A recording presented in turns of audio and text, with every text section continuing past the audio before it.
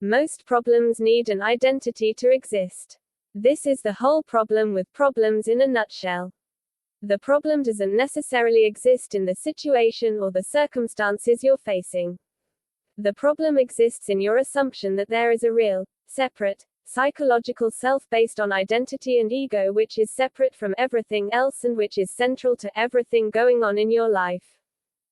As long as you don't question that basic assumption and that you assume that you have a separate, supposedly real psychological ego and identity, then you will continue to find yourself having problems, issues, conflicts and difficulties.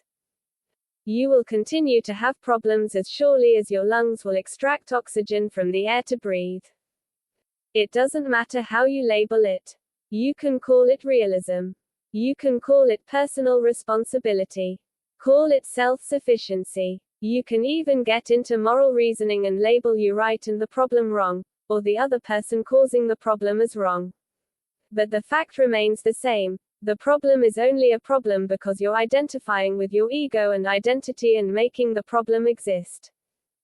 So sometimes what happens is completely out of ego you create the problem, then you create a solution to the problem, and in finding the solution you label it personal growth. It all adds to the story or narrative you're running in your mind. But it's all imaginary and not what we call really real. Keep in mind here that the ego needs a problem to promote its existence. The ego is the problem maker. The ego is creating the tension and the stress while the problem exists. The ego creates the story or the narrative out of the problem. The ego is the assumed owner of everything, the experience, the physical body, the mind, the brain, the thoughts, everything. So therefore, whenever you assume that the ego is the basis of self, and that you really are that person you claim to be, then you buy into all the morality and moral reasoning, everything becomes good and bad, right and wrong, constant judgments. Then you create all the other issues and life becomes all about fear, desire, expectations, needs, wants, what you have, what you don't have, and so on. It also becomes all about control, protection, order, disorder, regret, anxiety, and so on. Out of all this the problems multiply because the ego is the multiplier. Giving so much reality to your ego and sense of identity turns your life into a constant battle because you create a mass of different thought attachments. You need this to happen. You don't want that to happen. You need this. You want to get rid of that. You're constantly cycling back and forth between the past and the future, constantly looking for problems, thinking about what you need, what you fear, what might happen, what if, and so on. You don't have to even look at your own life. Take a look at the political situation where you are. Doesn't matter where you are. You have a government which identifies as a political party, a set of beliefs, an ideology, and out of this you get problems, constant problems. Not enough people working. Too much immigration. Too much crime. Certain social groups getting too much freedom. Your politicians cannot even do the basics, like create a fairly even wealth distribution, ensure equal opportunities, take care of the environment, ensure social security, because there are so many other problems. So what happens, and you can see this a lot, is that some people will take a social issue and adopt it as their problem. The government says that immigration is a problem and you find people, as a result of being told that immigration is a problem, start creating problems with immigrants and having personal issues with people who have immigrated into a country. Or they have issues and problems with gay people and trans folk because their religion says it is wrong or sinful. Most problems start with identification as someone and believing the ego is real. The ego loves creating problems and will do so to either justify or further its existence. So as a result of this you want solutions, you want relief, you want change.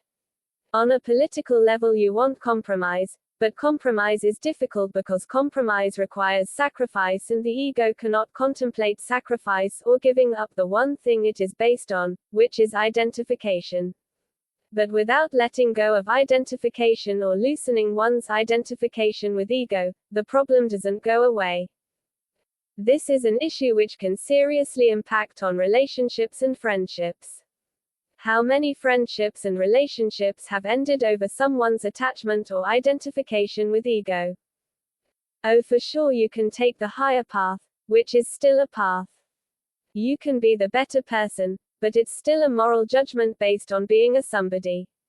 But the problem exists because you believe yourself to be a separate, fixed, real identity. You're still centered on your ego. You're not seeing yourself as a natural human being in a natural environment. You're seeing yourself as an imaginary character on the psychological plane of consciousness who owns both body and mind. Therein lies the crux or the essence of the issue. You're trying to role-play being a human being whilst being a human being in actuality. If you're stuck in prison, it doesn't matter how well you decorate your prison cell. It doesn't matter how much money you spend at the commissary. It doesn't matter how many letters you receive or how well you get on with the prison guards. You're still in prison. The exact same is true in the invisible prison of the ego. You can embellish your ego all kinds of ways, through status, through material possessions, through achievements and accomplishments, through all kinds of labels, but it is still an ego. No matter how you change and rearrange it, your ego is a concept, not an actuality. Any actuality is self-so and just is. Life is self-so. Experience is self-so. Consciousness is self-so. Pain as a sensation is self-so. Notice how none of these things require a solution or any resolution. They are all states of being. Throughout your life you've been taught to believe that you are a person, which is your ego and identity. It starts with your name, and is required by authority figures. So either you are told or you assume, or start to believe that your ego is your real self and you center yourself on it. I also call this somebody training, because you're trained to be a somebody, or even a somebody special. You are also told that becoming this somebody is maturity, which usually involves jumping through the various hoops and collecting the status badges to become a good model citizen deserving of widespread social respectability. Examples involve having an income, having a job, being in a relationship, getting married, starting a family, and so on. But this is just all being a somebody, role play, an image, a belief system, a concept, a story or narrative. It's just a superficial layer on top of being, as in being human. All this requires a narrative, a story, mental and emotional security, and various labels. Notice how if someone doesn't respect your labels you get offended and it's a problem. If you don't have a narrative or story you feel insecure. So when someone points out the lack of reality of the ego, your identity, the falsity or fakeness, it seems weird, unfamiliar, even scary. But seeing the ego for what it is, a social illusion, isn't weird. It's sanity. Indeed, taking your ego too seriously and believing that it is really real is a fairly reliable way to develop a mental health issue. But it is the belief in a separate, psychological ego structure, and therefore the belief in the illusion of separateness, which creates not just the suffering and the anxiety, but also many of the problems we humans experience.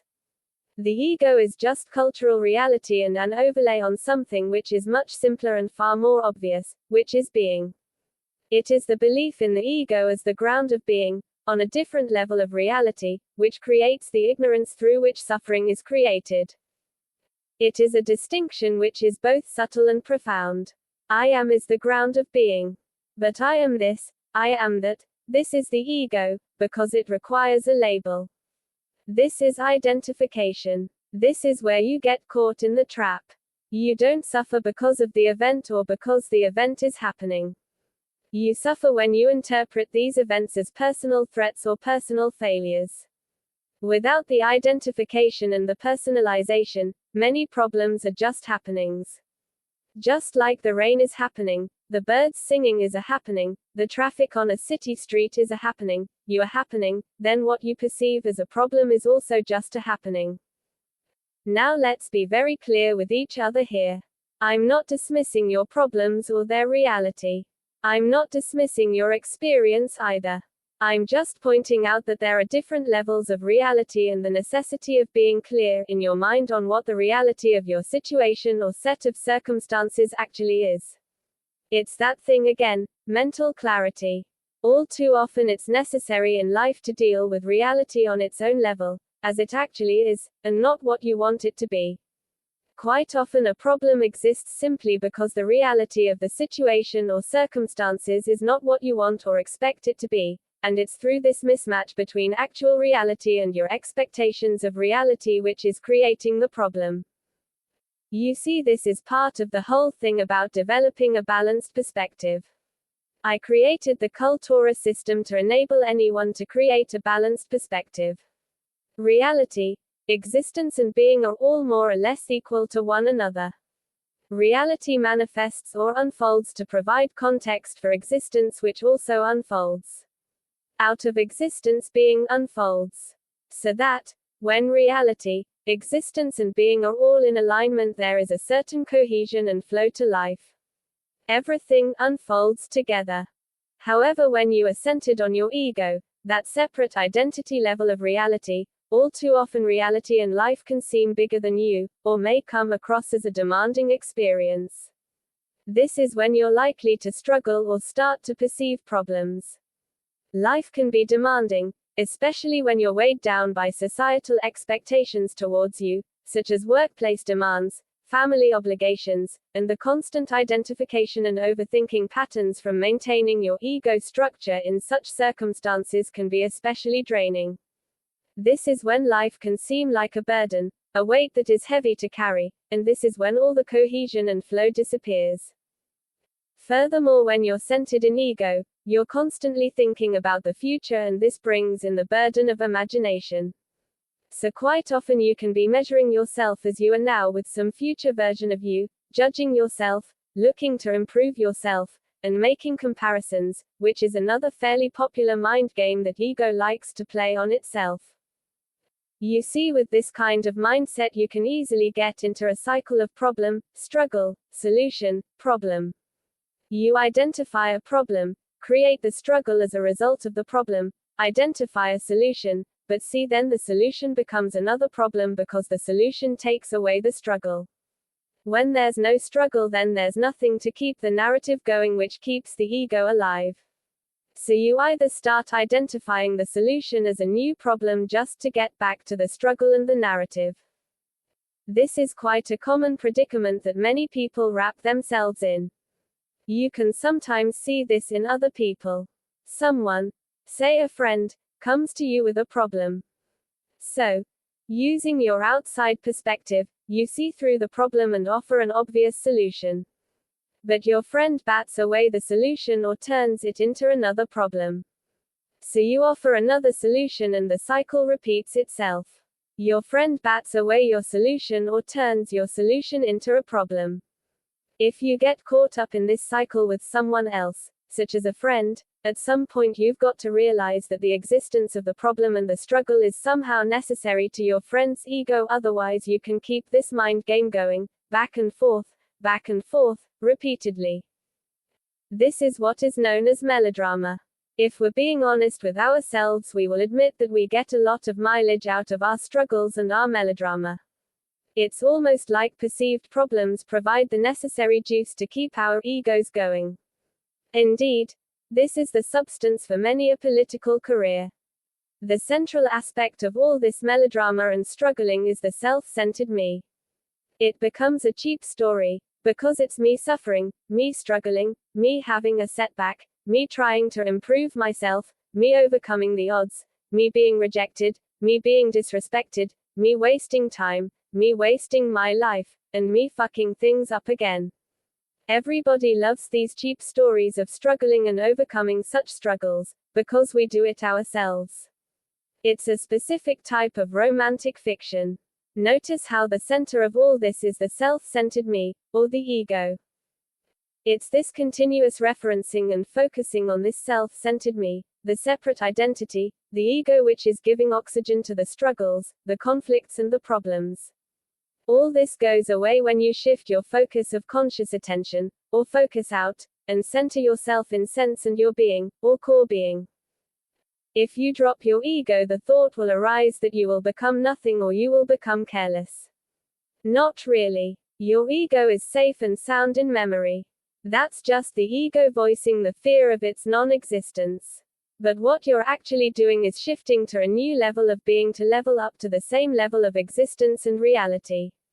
I mean, it's not like you can make your physical body vanish or become invisible, is it? It is possible to exist without ego, because it's only your focus of attention which gives life to your ego. It is possible to have a perspective without ego. In fact, when you drop your ego and stop wasting thought and energy on self-concern, you should find that you become much more sensitive and regain your mental clarity and mindfulness. This is the whole trick. Mindfulness is always there within you. It is your resource. You don't have to seek it anywhere other than you. It's never something you need to attain or achieve. You just need to give up the ego trip, the mind games, the role-playing, and the melodrama. You get out of all this by becoming a nobody and getting into relative unconsciousness. This means letting go of all mental and emotional attachments and blending into other. This will sound trite and obvious, but just because you have been socially conditioned to develop and maintain an ego does not mean that you have to use it all the time. You don't wear your shoes all the time, do you? Do you wear your coat all the time? Of course not. The same applies to your ego. You don't need to use it all the time. Sure, you need to use your ego in public situations and say when you're at work. But there are times when being centered on your ego only gets you into trouble or creates unnecessary problems. My point here is that you don't have to do anything to be you or indeed to live. Reality, existence and being are all unfolding through you. You are the channel through which everything is happening. There is no rational or logical reason to be seeking anything elsewhere outside of you, or in other. There's no need to comment on everything that's happening, or narrate it. There's no need to label it or even think about it. Just let it happen and unfold. Get yourself into that timeless zone of reality and existence. You have plenty of time to do all the labeling and narration afterwards if you feel you need to. Once you retreat into being and the timeless zone of existence, relying only on sense and perception, you start to see things you otherwise missed, because you were subconsciously attached to ego and the self-centered me. Your individual conscious perspective shifted. You're beyond your ego. You're giving yourself mental and emotional space, and recovering your mindfulness and also mental and perceptive clarity. You can see that all the problems you once perceived as problems are only problems from your limited perspective of ego. From the relatively unconditioned, natural, clear perspective, they are just happenings, random events, things which just happened. This is the start of awakening and the starting point of what we understand to be freedom. Freedom, like love, like truth, like all the other manifestations of consciousness, is unconditional. It's only the ego which places conditions on all these things. You see people all around constantly becoming trapped by their egos and what we understand to be the self-centered me. The ego is also the root of self-deception, because it is the version of self which is relatively unreal and relatively false in the grand scheme of things. The liberated mind is not the mind which is completely free from the ego, but a mind which can discriminate when it is appropriate to use the ego, and when it is inappropriate to use the ego. Please always remember this.